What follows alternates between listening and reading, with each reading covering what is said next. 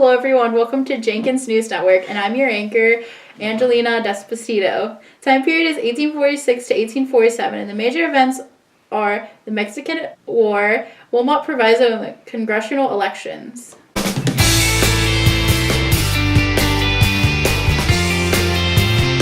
Mexican-American War. On May 13, 1846, the United States Congress declared war on Mexico after a request from President James K. Polk. We tried to buy Texas, which was called Mexican California.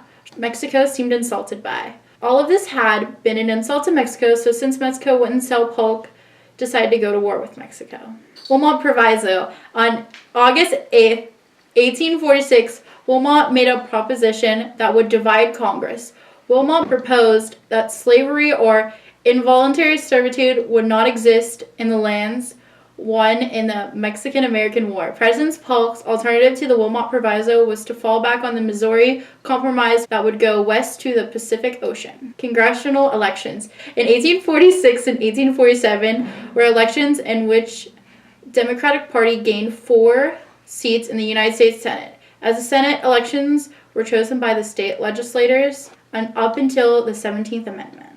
Now to Bridget, Galm, our reporter on the scene of the Mexican-American War. Thank you, Angelina. Good afternoon, class. Breaking news. The story of today is about the territory of Texas.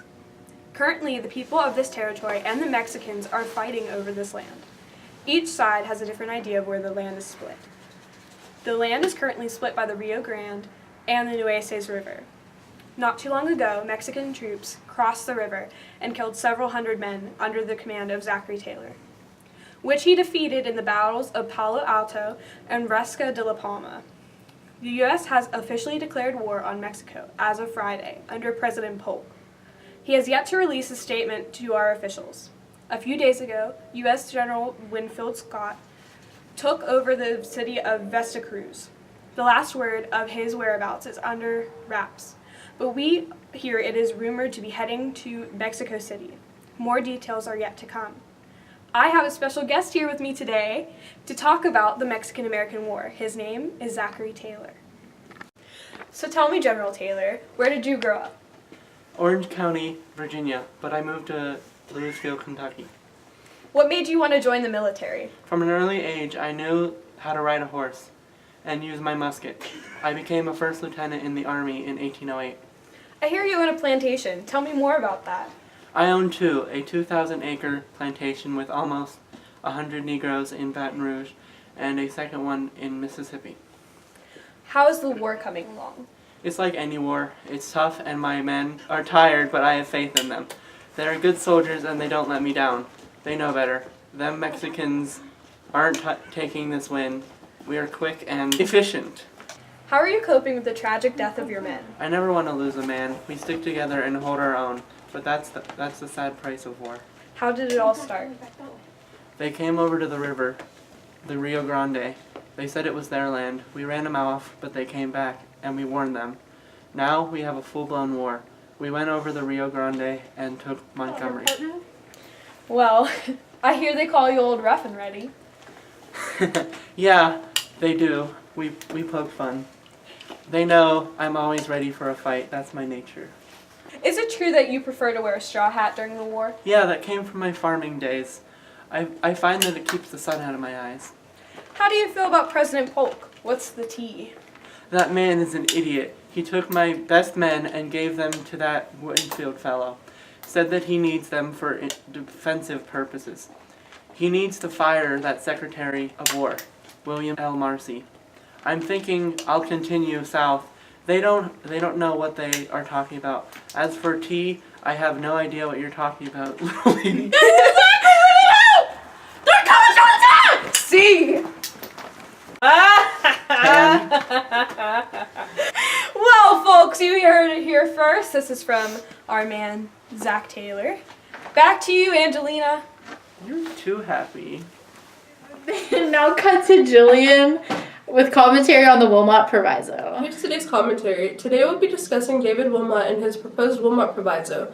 Wilmot is a Democratic member of the United States House of Representatives. He proposed the Wilmot Proviso along with an appropriations bill to reimburse Mexico for the land that they had lost as a result of the Mexican-American War.